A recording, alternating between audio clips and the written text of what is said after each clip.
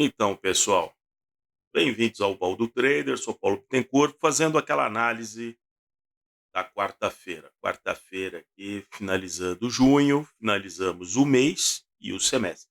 Para quem já está acompanhando aqui o Baú do Trader, sabia que desde o início da semana eu avisei que esta semana seria de realização de lucros. Desde a segunda-feira, certo? Para quem está acompanhando. Muito bem, então uma análise rápida aqui. Eu também comentei esses dias sobre a pressão em cima do Banco Central, fiz uma análise sobre o texto da ata, a ministra da Fazenda falando naquelas besteiras, dizendo que não, parece que são duas pessoas diferentes que escreveram e tal, porque a ata é muito mais fofa do que a nota e tal. E aí hoje, em alguns jornais, se vocês procurarem, estão dizendo que não passou despercebido pela equipe econômica de que o juro neutro foi colocado de 4 para 4,5, que significa talvez um juro mais alto por maior tempo. Então, passou despercebido, sim. Passou tão despercebido que a ministra da Fazenda foi falar que a ata era mais fofinha, parecia que tinha sido escrita por outras pessoas e tal. Então, a imprensa vai lá e tenta consertar, né? Tenta dar aquela amaciada e tal, né? Certo? Então, nós vamos ter ainda muitas emoções para agosto, que eles vão indicar uma redução de juro a partir de agosto. Quando a gente fala a partir de agosto, talvez não seja na própria reunião. Pode ser? Poderia ser. Mas é mais razoável que eles avisem, expliquem o porquê eles vão começar a reduzir a partir de setembro. Vai fazer alguma diferença? Vai fazer alguma diferença? E aí nós vamos ver o que a tal da equipe econômica e todo aquele pessoal amestrado que fala, aqueles jornalistas papagaio de pirata, qual vai ser a nova narrativa? Qual será? Eu já adianto para vocês, será assim, baixou pouco, mas não está fazendo efeito, vai levar muito tempo para fazer efeito. Pô, pois é, na quinta-feira tem a reunião do Conselho Monetário Nacional. O Conselho Monetário Nacional, ele que estabelece a meta de inflação. Então sugiro o pessoal lá do Conselho Monetário Nacional, que é formado pelo o ministro da Fazenda, a ministra do Planejamento e o próprio presidente do Banco Central. Por que eles não votam para, por exemplo, elevar a meta de inflação para 4,5%? Vocês acham que eles vão ter coragem de fazer isso? Vocês acham que porque aí suavizaria o trabalho da política monetária. Foi bom, dado que a meta para o ano que vem, estamos sempre olhando para frente, né? É o universo de referência, como eles falam. Se ela vai sair de 3, que no ano que vem seria 3, e vai para 4,5, eu posso aliviar mais rapidamente. O juro, se isso acontecesse, a taxa Selic poderia cair em dezembro, uma série de reduções, já para 11% em dezembro.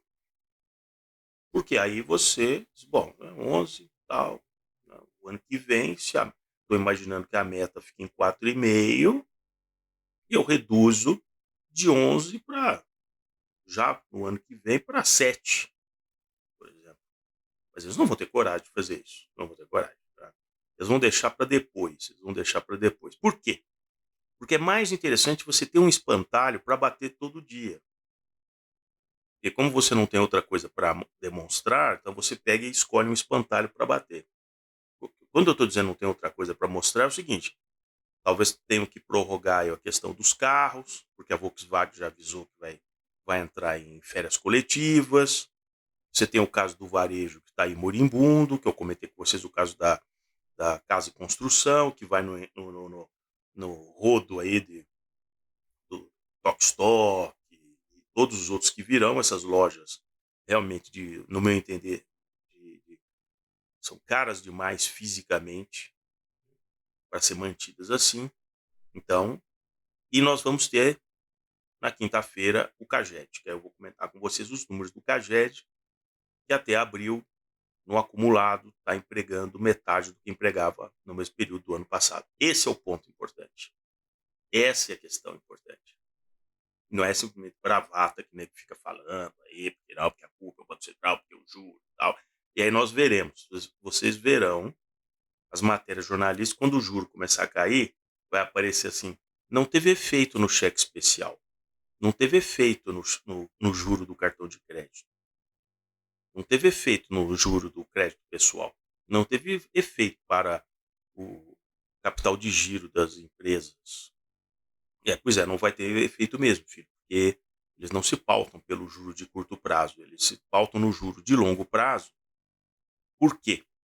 Porque o dinheiro que ele está te emprestando, ele faz uma conta pelo período, basicamente, que ele te emprestou, o que ele ganharia na curva de longo prazo, não na de curto prazo. Se ele investir na taxa Selic e a taxa Selic cair para 7, ele simplesmente não pode fazer nada. Então ele está tentando sempre estabelecer um fluxo pré-fixado na hora que você assume lá aquela dívida, né? Você vai lá na loja, compra na loja de departamento, ele tem o cartão da loja, aquela coisa toda e tal, ele quer um fluxo contínuo, ele já travou aquilo, falou, não, esse cara vai me pagar 25% de juro até o fim do carnê que ele vai me pagar aí por 10 meses, 11 meses, um ano, 2 anos, enfim, dependendo do prazo aí que você financiou aquele bem.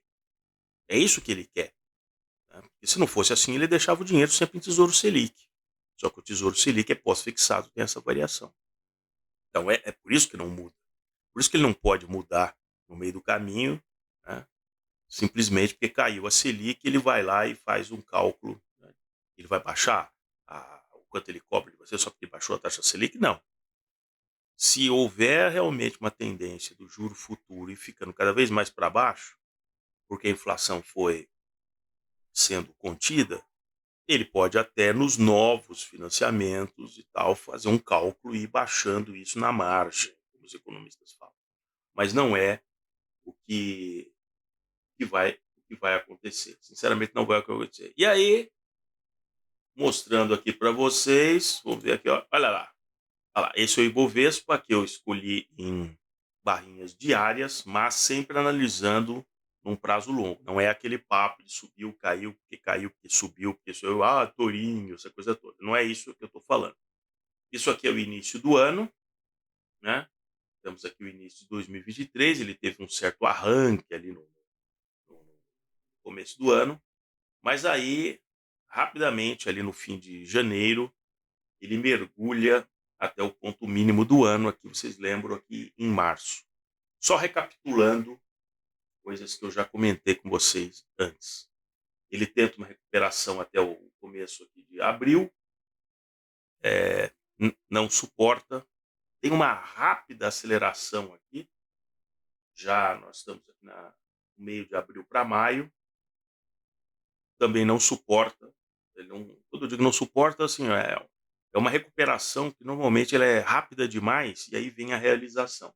Mas as coisas importantes é que os pontos de realização sempre foram em patamares superiores. E os pontos que ele tentou atingir sempre foram em pontos superiores. Isso é um bom indicativo de que a tendência ela está mudando. E aí ele vem numa uma nova tentativa, supera esses pontos, tem de novo um processo de acomodação, isso sempre ocorre, que a gente está falando, não saiu ainda tantos resultados de empresa. O mercado, quando você olha no curto prazo, é um mercado de expectativa. Então, a expectativa tal, foi tal. Mas se você fosse esperar o dado de balanço, não tinha negociação. Era sempre o valor do book, né? O book velho. E não é isso que acontece. Tem sempre uma expectativa futura. E aí ele dá aquela grande arrancada que nós vimos aqui em junho. Aquela grande arrancada. Que eu já havia dito, para quem acompanha aqui o canal, diz, olha, não dá para subir 9% ao mês, todo mês. Isso não dá. Então, essa inclinação, ela seria arrefecida em algum momento. E para mim, o momento chegou, e é o final aqui. Eu vejo já os últimos pregões entrando aqui, inclusive, na reta final do mês de junho, que também será o final do semestre. Então, o gestor está protegendo todo esse ganho, se a gente pegar todo esse ganho aqui, ele está protegendo, realizando, ou seja, ele vende aquela ação com um grande ganho e ele coloca no caixa do fundo, o caixa do fundo fica rodando numa compromissada ali do administrador que ele colocou o fundo, né, para ser administrado, então o compromissado está rodando ali a 100% do CDI, por exemplo. Então o carrego ali da parte que não está investida está numa boa taxa. Por isso que é o que eles estão fazendo, tá certo? E aí vamos aguardar junho, vamos aguardar. Cadê o arcabouço fiscal, a reforma tributária? E realmente eu acho que vai sair aquela reforma tributária simplesmente assim, a possível, vocês vão ver isso com certeza nas manchetes. Ai, a reforma tributária foi a possível, mas não era aquilo que a imprensa dizia quando o Guedes propôs o fatiamento da reforma tributária. Aí eles eram duros, eles eram realmente o Guedes não sabe o que está fazendo, o Guedes não sei o que e tal. E agora é sempre uma suavização. Então, vocês podem acompanhar até o final do ano, haverá sempre uma suavização. Então, se o Caged não for tão bom agora, vai dizer, não, mas é um mês só, não é tão ruim, olha por esse lado, veja. Então, é todo um processo de negação da realidade. A gente está entrando num processo de desaceleração econômica, para mim isso é muito claro. Aí você vai dizer, mas e o agro? E o agro? Não, esquece o agro. O agro não é uma cadeia longa, o agro fica concentrado toda aquela riqueza, o cara vendeu, mandou o dinheiro para fora, tá ali, trocou as caminhonetes da família toda, tá muito bem, obrigado. Não é uma cadeia longa, então tá muito bem. Isso distorce, porque é claro que o PIB será bom, mas em função do agro.